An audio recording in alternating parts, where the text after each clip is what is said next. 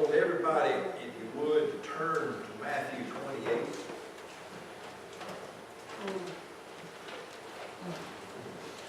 Keep your Bibles open. If you do not have a Bible, you need to secure one from the pew in front of you.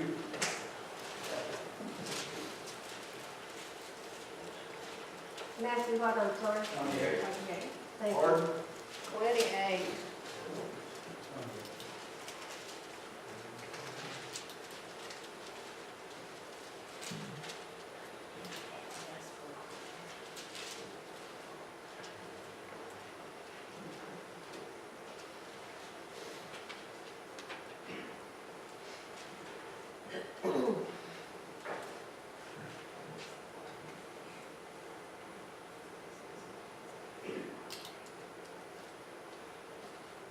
Got it?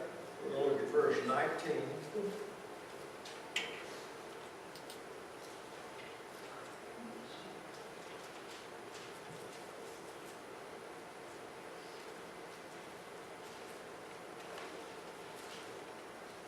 Go, teach all nations, baptizing them in the name of the Father and of the Son and the Holy Ghost, teaching them to observe all things whatsoever I commanded you, and lo, I'm with you always, even to the ends of the world.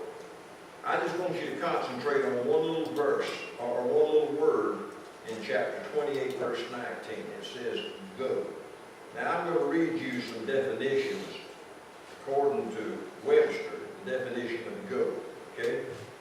The verb sense, go means went, gone, to move or proceed, especially to or from something, thereby going by bus, to leave a place, depart. People are coming and going all the time. Now, that really applies to Christians. We are coming and going all the time. But for some reason or another, Christians have to be reminded over and over again that the Lord has given us a specific command, that is go. Wouldn't it be wonderful if we could all just sit in our little sanctuary here, snug as a bug in a rug, you know, wait for the next feast to come along like a little flea or a tick, waiting on an animal to come around and you grab a hold of your little blood in, out of it, and then lay back down in the rug and wait for something else to eat on. Now, I'm not calling us ticks. I started to say you, but I better include myself. I'm not calling you ticks, I'm not calling you fleas, I'm not calling you bugs. But I do have a problem with Christians who think, for some reason or another, that the go does not apply to them. Okay? Now, you are to go. That command was given to the disciples of Christ. If you are a disciple of Christ, you are to go. Go from one place to another. Doesn't matter how you travel. You can walk, you can take a bus, you can take a plane, you can take a train, you can take a car. Listen, you can take a bicycle if you want to. But there's absolutely nothing in the Word of God that prevents you from being part of the go. Now, with that in mind, and I should have wrote that scripture on these outlines, Jerry and Shannon. Are you awake, Shannon? You need to go to bed early tonight. Pass those out. I'm going to keep one. Although I'm going to use my notes, I'm going to keep one, but I'm not going to make copies this later on. Okay? And as you receive those, you will see that it is marked 5 keys to witnessing by yours truly, Kimmett Lott. Okay? We're going to do this real simple because it is simple. The only reason it becomes complicated is because we make it so. But you want to use your Bible and look up the scriptures with me as we talk about it. Okay?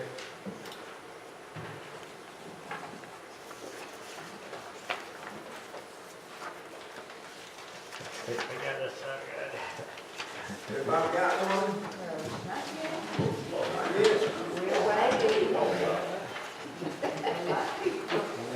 Now, May 30, I don't know if we'll run out or not. I can count heads. We might have 30 people here. We got some left? Yeah, we are.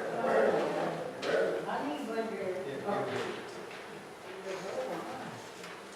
Thank you. Thank you. Now, everybody take one. Okay, it's one per person, not one per couple now. Because everybody needs to look at this. And you need, this is going to become your Bible. Your Bible for your witnessing efforts. What are you looking at? Oh, it doubled up. That's shame on you, shame. I'll give you one now. Who is it? He got one. You got one, Mr. Harry? We all got one. Yep, I got one. We might split up. I never saw keys. I was going to send some upstairs to you, but I don't have enough that week with them. So I'll just get him to do this another time, okay? This being video, Harry? Yeah. Okay, that's good. I can tell you I'm watching on video, okay? 5 keys to witnessing, okay? John 3:2. Somebody turn to that. Let's everybody turn to it, not just one person.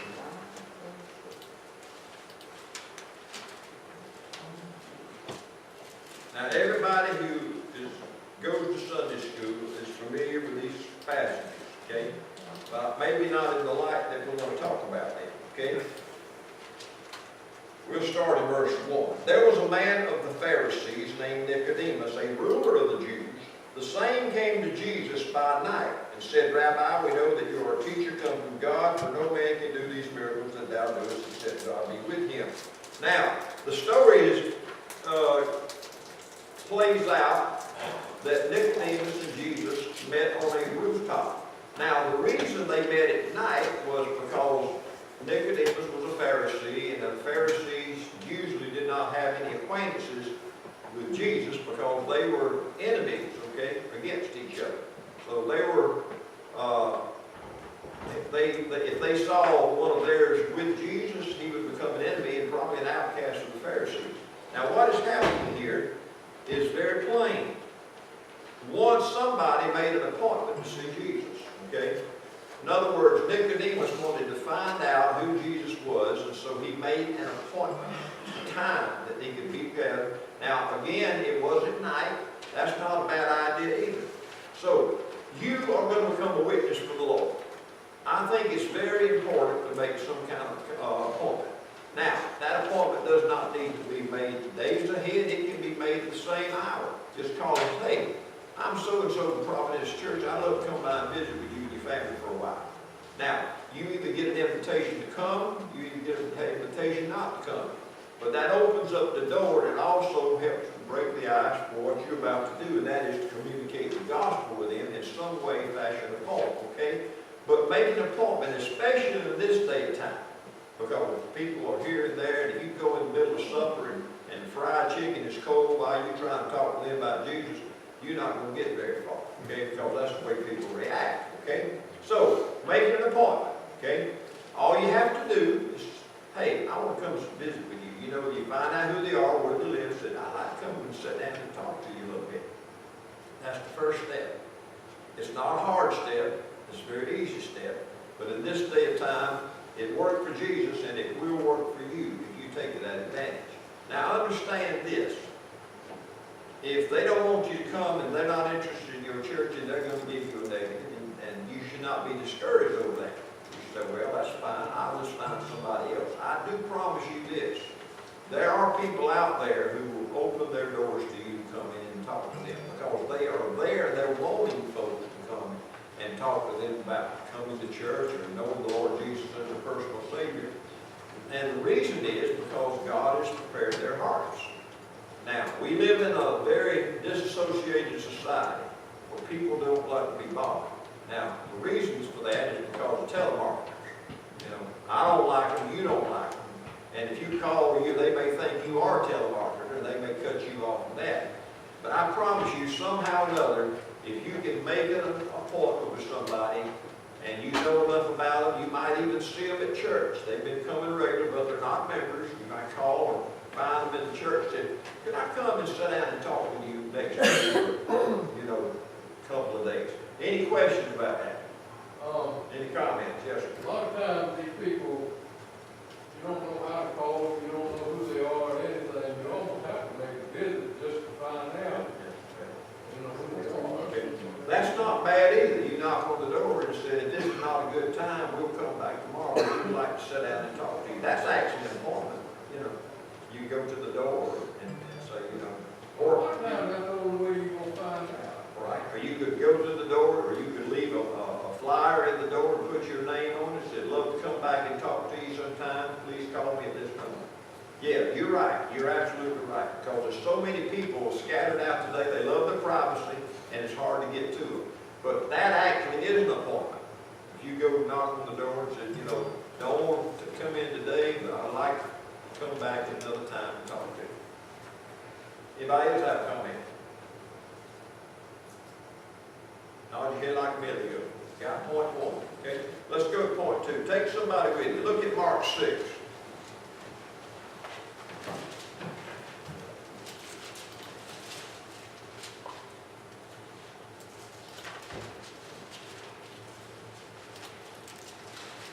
All right.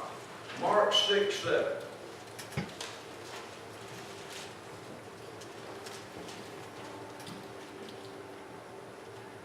And he called unto them the 12, and began to send them forth by two, and gave them power over unclean spirits.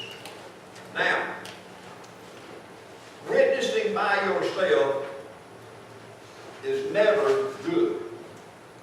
First of all, you may come into a conflict with gender. And a man talking to a woman without a woman present is not a good situation. You can end up in all kinds of problems.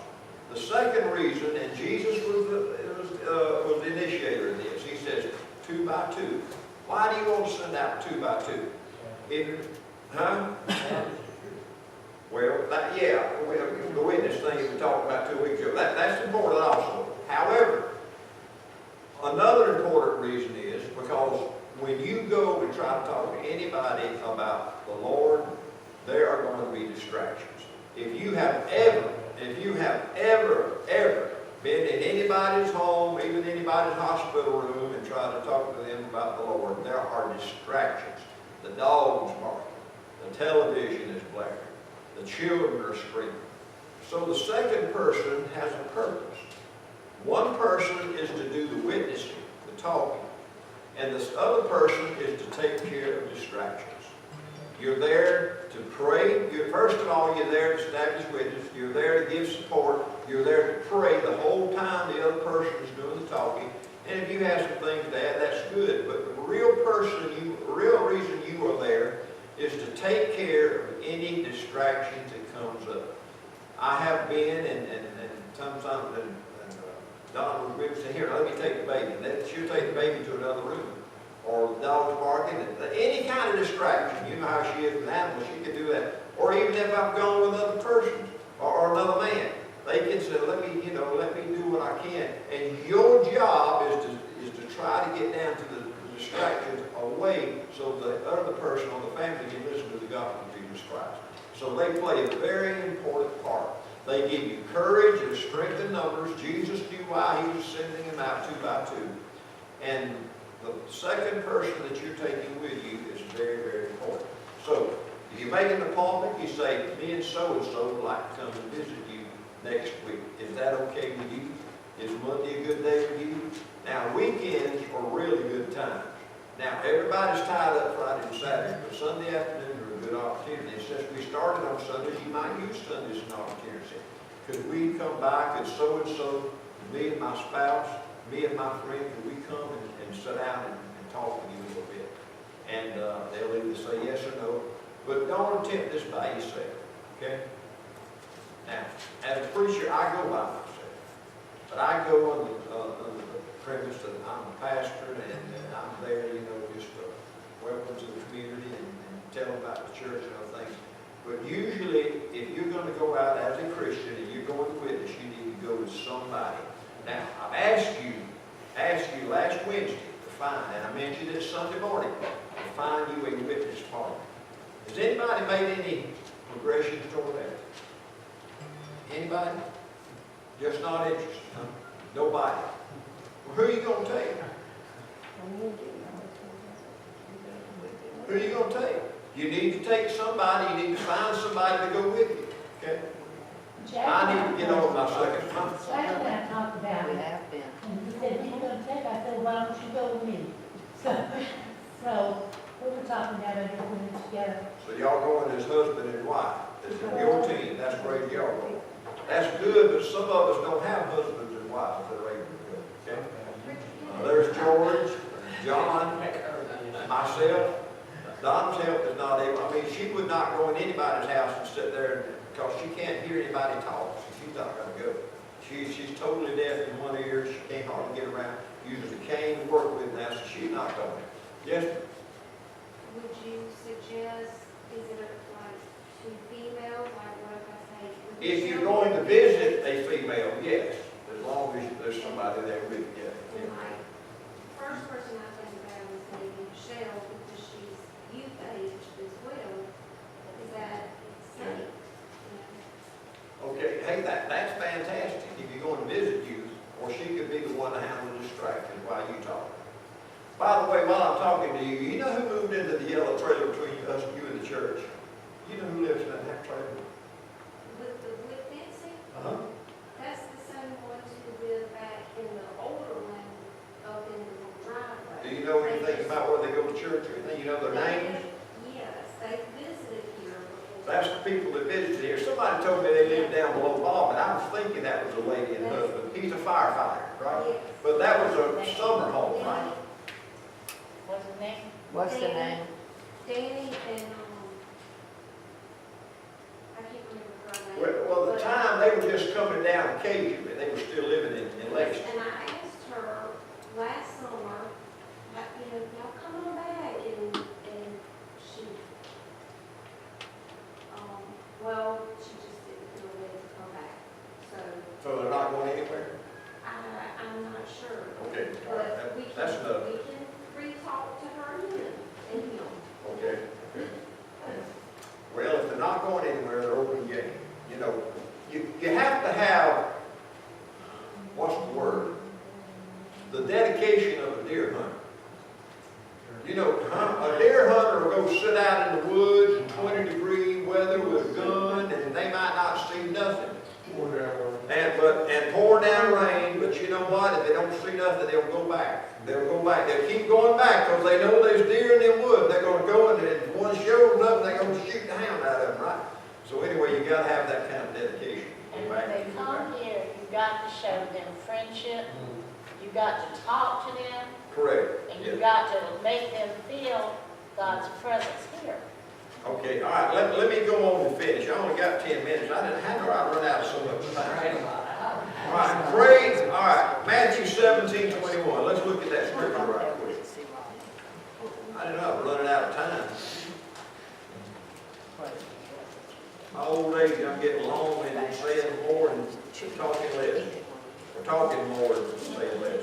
That's what it is. Matthew 17:21.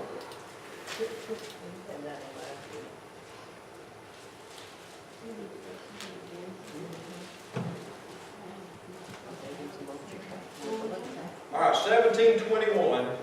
Jesus answered and said, O faithless and perverse generation, how long shall I be with you?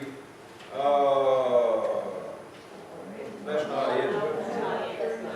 It's down below there.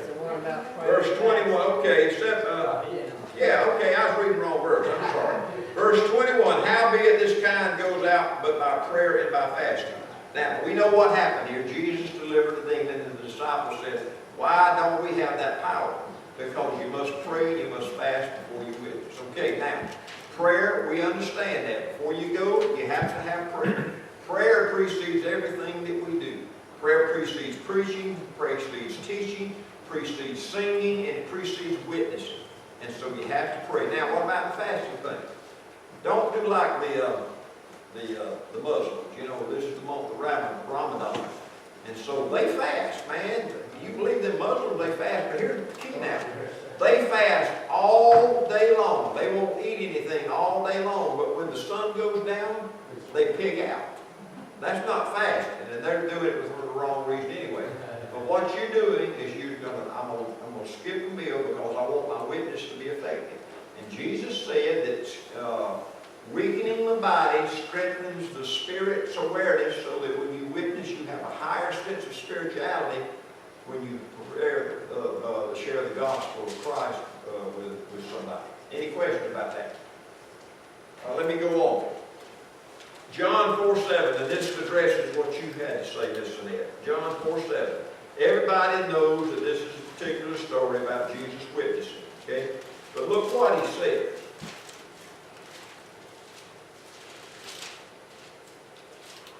And this is your key. When you finally find somebody that will let you in the door and let them talk to them.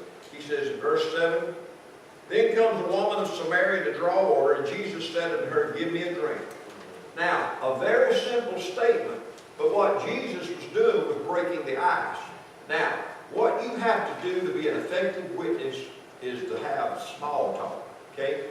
Now, I understand that for some of you, you just can't make small talk, but I don't know any of y'all that can't do that. I mean, now, listen, water is as a simple conversation as you can get. If you want to break the ice, you've got the opportunity. They said, come, you got somebody to go with you, you're sitting down, you pray, you're ready to witness. You don't go for the jugular. What you do is you start with small talk. Oh, you got the most beautiful children in the world. Oh, I love dogs. I love your dog. You got a beautiful house. Then you can talk about the weather. Man, it sure is hot. Boy, it sure is cold. Didn't it rain yesterday? Yeah, man. Anything that you can use to break the ice, but it must be simple. And it is simple if you talk about weather. And everybody here can talk about the weather. Okay?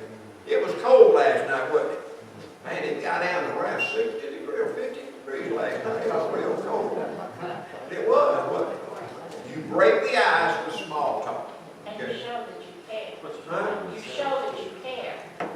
Yes, but you're also... I mean, but when you're talking to them, you're expressing something to let them know that you appreciate them as a person, right? Yes, ma'am. Yes, sir. When I was younger, we did a lot of it. There was some things that I found out really quickly about this one of them approaching totally right. Okay. If you just look around when you're approaching their yard or whatever, you see if they've got a lot of flowers. Yeah. I might be somewhere there to talk about their flowers. Absolutely. And I haven't cut it Absolutely. off one of these flowers. I noticed you had these certain flowers here, and I just love them, and I just like that. Anything to just get their attention, and at the same time, you're drawing their attention to something they like. Right. You hit the nail on the head. If you can find something that they're interested in. Now, if they got deer heads on the wall, guess what? If you're a deer hunter, you got a red carpet to talk to them about deer hunting. Where'd you get that one at? A fish on the wall, where'd you catch that one at? Talk to some, and Jerry's absolutely right. You talk to something that they like. And all you have to do is be aware. I mean, you know, you got a nice car in the yard, or a house, or a swimming pool, or flowers, or anything. Where'd you get all these little whatnots? Anything. You start with a compliment, then you can draw out from them what's important to them, which of course requires history. Jesus talked to this woman about something that was important to her. Right. Because she had a bucket in her hand. I'm sure Jesus wasn't thirsty. Matter of fact, he did not decline any food or water from anybody. That wasn't the point. He was making conversation and making them feel special. Okay. The fifth thing, make eye contact. Look at Mark 10:21.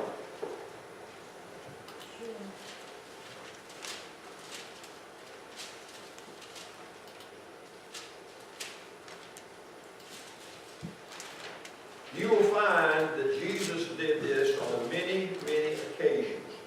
It did not matter who he was talking to, whether he was talking to somebody that was rich, whether he was talking about one of his a disciple, a fisherman, anything. He said in verse 21, then Jesus, beholding him, loved him, and said unto him, one thing you lack, go your way and sell whatever you get. Now, the most important part of that verse is the first sentence. He looked upon him and he loved him. You have to, when you're witnessing to somebody, you cannot be led into distractions. You're talking to them and you have to make eye contact and let them know that the conversation that you're giving them is directly to them. Now, it is very easy to become sidetracked. I am the world's worst at getting sidetracked and talking to somebody.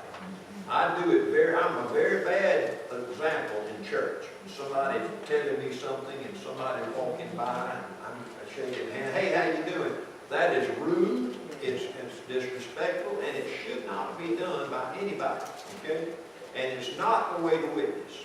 You make them feel special, and you make eye contact with them because you are trying to sell them the greatest gift in the world, which is the Lord Jesus Christ and eternal life. And you're trying to get them involved in the house of God. So in order to do that, you have to make them feel special. You can't be looking at what's on TV. Now, if you possibly can, you need to get TV off. But you can't be rude and just turn it off. Usually, if the person is sensitive to what you're saying, they'll turn the TV off themselves. But that's not always the case. So what you have to do is make sure that you do not get caught up in the distractions. You have someone to handle distractions. They're with you. Okay? And you're doing the talking and you're looking with them directly. Any questions on that? Make them feel special. That's your whole goal. You know, you talk about all these projects and items rather than the sales force for selling different things. Actually, these items, I know that it maintains the Lord and going out to the community, but a lot of this stuff is actually used in the sales force. Absolutely, absolutely. You're just being a salesman, but your product is the best in the world. That's exactly right. And you have to feel that way too. You have to be confident about yourself. Okay? And there's no need going to see somebody if you don't pray about it and make sure you're living what you're talking about. Well, If you're just going and you're not listening to Christ, it's not going much good. I agree with most of what you're saying, but I also believe that a lot of times Christians don't work witness because they feel unworthy. Just so sometimes, you know, say, well, I'm going because I really want to be a voice of the Lord. The Lord said go, and I want to be an outreach, and I feel like it's God said. And just when you go, make sure you prayed up. You know, say, Lord, I know I'm not perfect. I'm a sinner. Forgive me my sins, cleanse me, so that nothing will hinder my witness for you today. Okay? You do that when you teach. You do that when you preach. Say, Lord, you know, cleanse my heart and nothing will interfere with what I'm doing. And you do that when you witness too. Now, and don't go because you ever feel inferior. Don't do that. Go because the Lord said, if you're His disciple, you have to go, you have to be witness. Okay? Any other comments or questions? I know I time and stuff, so I'll make it brief, but, you know, we plan to do these visiting, but sometimes opportunities arise that we can take advantage of that we don't think about. Doesn't have to be planned. I had an opportunity just recently in the parking lot, in one of the stores, and I saw these people ahead of me, and I said, well, they're ahead, they're in a hurry, and I'm in a hurry, you know, and they don't see, you know. And then I said, no, Lord, you're giving me this opportunity. So I darted over there and visited with them right then. But I mean, sometimes opportunities arise that we don't have a plan for, that we need to take advantage of, you know? Well, if you can't take your partner, you might call and say, Jack, pray for me, I'm fixing to go over to see so-and-so. I agree with that. I agree. You have to take advantage of all opportunities. Jesus didn't have anybody to go with him. I mean, he specifically went by himself. But it's better if you can have two because there will be distractions, and somebody has to deal with the distractions. The biggest distraction is usually the children, if they have children. That's usually one of the biggest distractions. But it can be anything. TV to a dog, or, you know, cooking. They might be cooking supper. They might just have a few minutes to say. So anyway. I learned a long time ago when you started talking about Christ, somebody that's lost, you got no more than 15 minutes. That's it. When you get past 15 minutes, the devil will have brought somebody or something. Listen, that's true in church. I know. The average attention span of anybody is actually 12 and a half minutes. Before their mind goes to something else. You know, they're gone. You know. All right, listen, next week we're going to talk about the 3 questions. There's only 3 questions for you to memorize. Those 3 questions will carry you into the conversation of presenting Jesus to anybody. Okay? Anybody. 3 questions. I'll have them wrote down and give them out. And I'll put all this together, and I'll put the follow-up thing together, and then it'll become your Bible. And plan on being a part of the next witness opportunity, which will be June the 2nd at 3:30. And if you're not partnered up or teamed up with somebody, we'll team you up with somebody, and we can go, and it might be just like Bruce said, the first time you go, might just be a get acquainted, you know. I like to invite you to our church, and like to come by when it's convenient for you and sit down and talk to you. So, but it'll work if we do. We have to go. We have to go, because the Lord says so. I heard one fellow say one time that he said, you know, everybody talks and talks and talks about witnessing, but nobody walks and walks and walks and walks about witnessing. All we do is talk. We don't walk. Yes, sir. I don't know what she said in this area. I'd like this week, the regular military, there's opportunity to walk through children, the voice on the phone. Because on how he is a woman,